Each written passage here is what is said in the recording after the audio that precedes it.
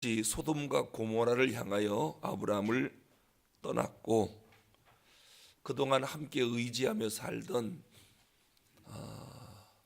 그 아브라함만 이제 혼자 남았습니다. 롯은 아들 같은 조카입니다. 고향을 떠날 때 함께 동행해서 왔고 가나안 땅에서 기근이 들었을 때도 롯과 함께 애굽으로 내려갔습니다. 그동안 희노애락 모든 고통 고생 함께했던 조카입니다. 특히 아브라함은 자식도 없고 가족이 없습니다. 친척도 없습니다. 그렇기 때문에 롯은 아브라함에게 있어서 조카 이상입니다.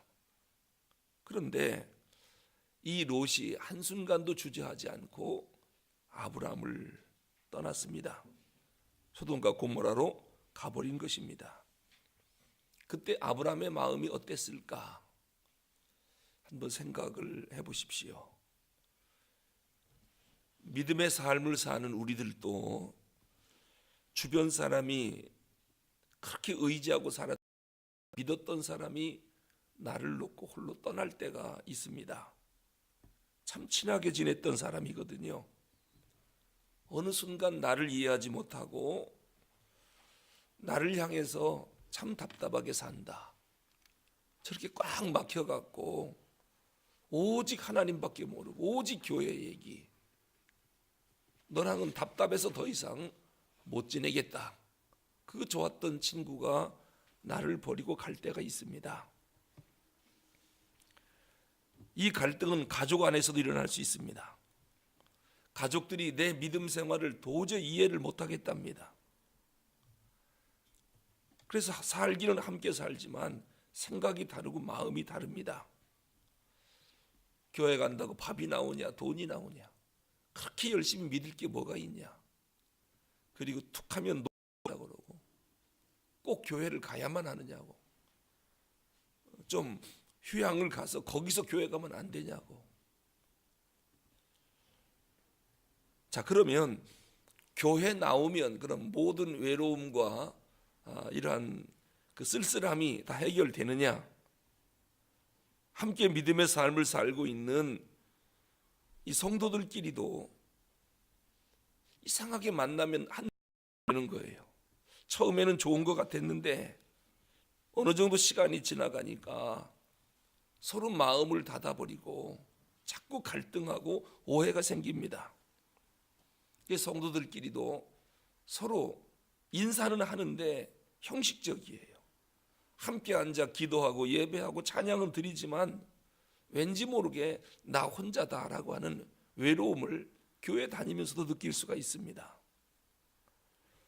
지금 아브라함이 조카 롯이 떠난 이후에 이제 나 혼자 남았구나. 외로움과 이 고독함, 쓸쓸함에 있었을 것입니다. 왜 하나님은 우리로 하여금 그런 시간을 갖게 할까? 오히려 예수를 잘 믿으면 주변 사람들이 막 달려들고 더 기쁘고 행복해야 될 텐데 그렇지가 않고 때에 따라서 외롭고 공허하고 내 주변에 있는 사람들이 다 나를 버리고 떠나는 것 같고 자식도 친척도 유일하게 의지하던 롯마저도 아브라함을 떠나버렸습니다. 도대체 하나님의 섭리가 뭘까? 그 이유가 있습니다. 우리 14절 읽어보겠습니다. 14절 시작. 롯이 아브라함을 떠난 후에 여호와께서 아브라함에게 이르시되 너는 눈을 들어 너 있는 곳에서 북쪽과 남쪽 그리고 동쪽과 서쪽을 바라보라. 눈을 들어 너 있는 곳에서 동서남북을 바라보라고 합니다. 롯이 떠난 후에 아브라함이 홀로 남았지요. 그때 누가 찾아오셨냐면 하나님이 찾아오셨습니다. 롯이 떠난 이후에 쓸쓸하고 공허하고 외롭고 그런 아브라함에게 하나님이 찾아오신 것입니다. 그러니까 이렇게 홀로 남겨두는 이유는 하나님이 나하고 말씀하고 싶은 겁니다. 그동안 말씀을 나누고 싶어도 너무 바빠요. 너무 분주해요. 뭐 이 사람 저 사람 만나느라고 하나님을 만나려고 하질 않아요. 이게 말씀하시는 하나님의 음성에 도대체 귀를 기울이지를 않아요. 그래서 하나님이 간혹 우리로 하여금 홀로 있게 만들어 놓는 것입니다. 왜냐하면 좀 나랑 얘기하자는 겁니다. 하나님의 음성을 들려주려고 그렇게 하시는 때가 있습니다. 그러니까 주변 사람들이 나를 다 떠났다, 내가 홀로 남았다, 그 시간이 하나님의 음성을 들을 수 있는 시간입니다. 오히려 그 시간이 축복의 시간이 될 수 있습니다. 은혜 받을 수 있는 시간, 성령의 감동을 받을 수 있는 시간이 드디어 온 것입니다. 우리는 하나님과 1대1로 만나려고 하는 그러한 마음들이 별로 없습니다. 하나님의 음성을 들으려고 하는 것보다는 그저 사람의 말을 들으려고 하는 그런 마음이 더 크고요. 또 하나님과 대화 나누는 것보다는 사람 만나서 얘기하는 것을 더 좋아합니다. 어떻게 보면 하나님의 세밀한 음성을 듣지도 못했고 들으려고 하지도 않고, 이러한 신앙생활을 우리가 계속하고 있지요. 그래서 하나님은 간혹 우리를 홀로 있게 만들어 놓는 것입니다. 좀 혼자 있을 그런 시간이 필요한 것이지요. 그런데 또 어떤 사람은 홀로 있게 되면 하나님께 엎드려 말씀을 읽고 기도하고 하나님 만나는 시간을로 그렇게 갖는 게 아니라 그 시간을 못 견뎌서 그냥 핸드폰을 들고 이 사람 저 사람 계속 이름 찾아가면서 전화하고 통화하고 혼자 있는 그 시간을 못 견디는 겁니다. 그래서 자꾸 사람을 만나서 대화하려고 하고, 어떤 사람은 혼자 있는 것을 못 견뎌서 그냥 막 먹는 사람도 있답니다. 이 포만감으로 외로움과 공허함을 극복하려고요. 어떤 사람은 모든 사람을 다 끊고 입을 뒤집어 쓰고 잠만 자는 사람도 있고요. 하여튼 혼자 있는 시간을 대부분 사람들이 활기 있게 못 보내고 우울한 시간으로 보내는 사람들이 대부분입니다. 하지만 우리를 홀로 있게 만드시는 것은 사람 찾지 말고 너무 사람을 의지하지 말고 좀 주님을 묵상하라는 것입니다. 주님을. 그래서 하나님이 그 시간을 허락하셨다. 그것을 깨닫고 그럴 때는 조용히 하나님 앞에 나와 옛날에 듣지 못했던 세밀한 음성을 들어야 되는 것이지요. 나를 새롭게 하려고 하나님이 나를 만나고 싶어하는 시간입니다. 지금 아브라함에게 하나님이 찾아오신 것입니다. 그동안에는 가뭄에 이리 피하고 저리 피하고 또 애굽으로 내려갔다가 그 고난을 당하고, 그러니까 하나님하고 1대1로 조용히 앉아서 대화할 시간이 없었고 하나님도 말씀할 시간이 없었습니다. 조카 롯을 떠나보내고 나니 이제 외롭고 쓸쓸한 거예요. 말할 사람도 없는 거예요. 그때서 아브라함이 하나님을 생각하는 겁니다. 드디어 하나님이 아브라함을 찾아오셔서 세밀한 가운데 음성을 들려주는 것입니다. 어떻게 보면 아브라함에게 지금 홀로 있는 외로움이 큰 축복의 시간인 거예요. 그리고 두 번째로 왜 아브라함을 이렇게 홀로 외롭게 만드셨을까? 아브라함에게 더 큰 비전을 주려고 지금 혼자 있는 시간을 하나님이 허락한 것입니다. 자, 우리 16, 17절 읽어보겠습니다. 16, 17절 시작. 내가 내 자손이 땅에 티끌 같게 하리니 사람의 땅에 티끌을 셀 수 없어. 내 자손도 세리라. 너는 일어나 종과 행어로 두루 다녀보라. 내가 그것을 내게 주리라. 아멘. 이건 12장에서 하나님이 아브라함에게 하셨던 언약입니다. 하나님의 언약에 대한 재확인을 지금 하나님이 구체적으로 하시는 것입니다. 아브라함에게 하나님이 비전을 제시하는 것이죠. 여러분, 이게 하나님의 방법입니다. 혼자 있는 아브라함 외롭고 고독감에 있는 아브라함을 하나님이 위로하시는 게 아니라 비전을 주십니다. 아브라함아, 너 외롭지 힘들지 걱정하지 마라. 내가 너랑 함께 해줄게. 이렇게 말씀하시는 게 아닙니다. 위로 대신에 아브라함에게 큰 비전을 심어주십니다. 내가 너한테 자손을 준다고 그랬지. 더 많은 땅을 내가 약속했지. 일어나 동서남북 종과 행으로 한번 걸어보라. 그 땅을 너한테 줄 것이다. 그러니까 하나님이 나를 홀로 있게 놔두는 이유가 뭘까요?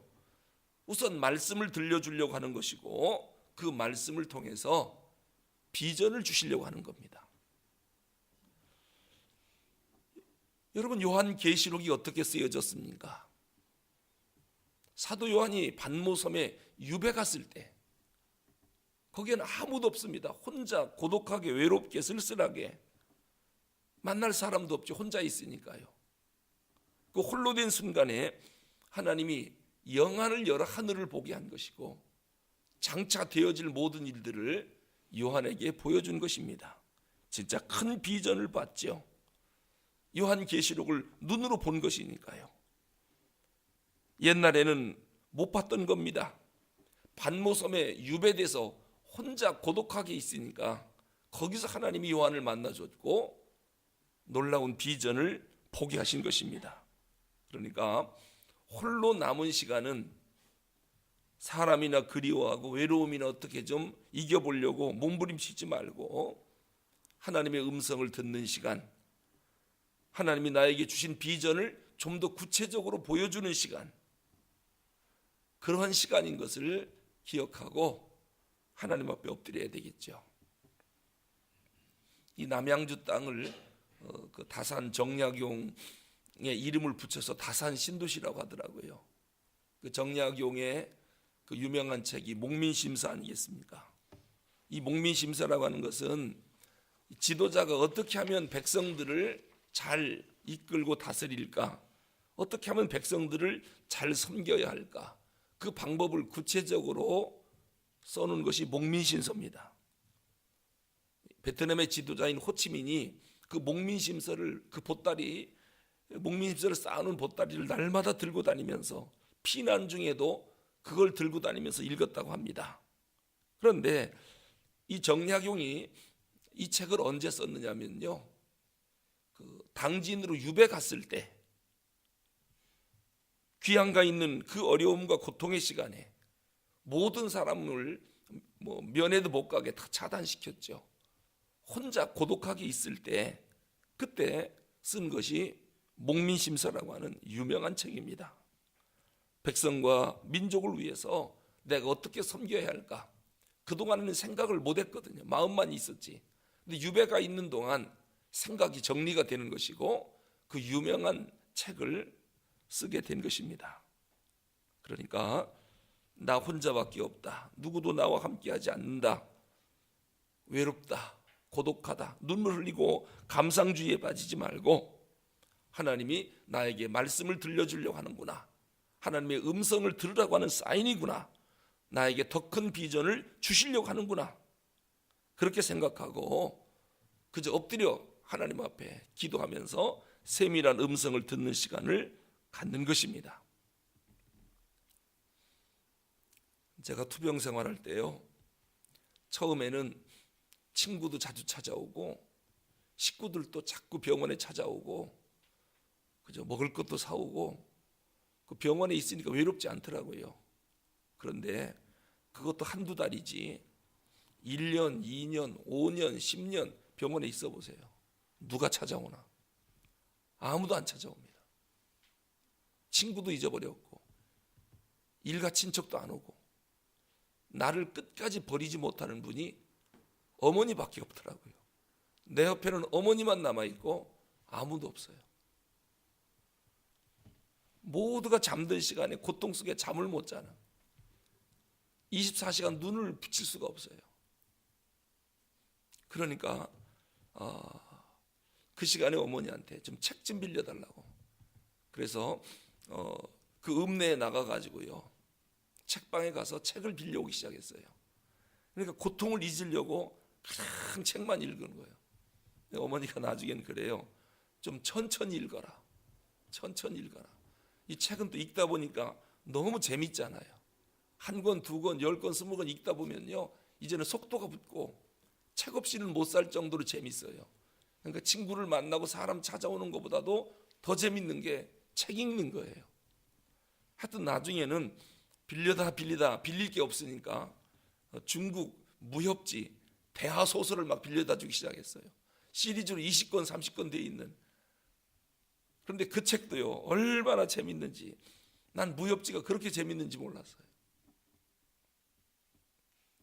오히려 혼자 있는 시간, 고독하고 외로웠던 수많은 날들이 많은 책을 읽게 했고 깊은 생각에 빠지게 했고, 그것이 그 고독과 외로움을 이기게 해줬고요. 근데 그게 무슨 소용이 있겠나 싶었는데, 제가 목회를 하면서 또 설교를 준비하면서 그 옛날에 읽었던 책들 있잖아요. 이런 것들이 기가 막히게 생각이 나고 이 설교에 적용이 되는 거예요. 그때 만약에 그런 시간을 안 가졌으면 그냥 친구들하고 운동 좋아했겠다. 뻘뻘 뛰어다니면서 책 한 권 제대로 읽었겠습니까?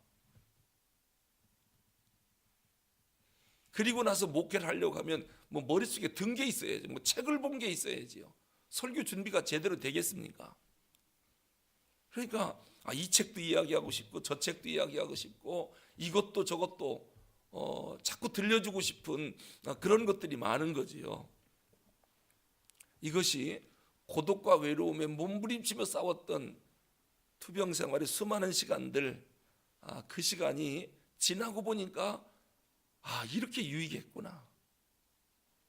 저는 오늘 아브라함 다 떠나고 홀로 남았을 때 하나님의 음성을 들었어요. 반모섬의 요한이 환상이 열려 계시록을 본 것은 혼자 고독하게 외로울 때 귀양 가서 그걸 본 거예요. 목민심서라고 하는 유명한 책이 당진의 귀양 간 정약용에게 그런 유명한 작품이 나온 거거든요. 오늘 난 외롭다, 친구가 없다, 사람들이 나와 함께하지 않는다, 교회를 다니면 다닐수록 더 외롭다, 공허하다, 그때가 하나님의 음성을 들을 때고 그때 비전을 키울 때입니다. 하나님이 그것이 해주려고 오늘 나를 혼자 있게 만드는 거예요. 기도하겠습니다.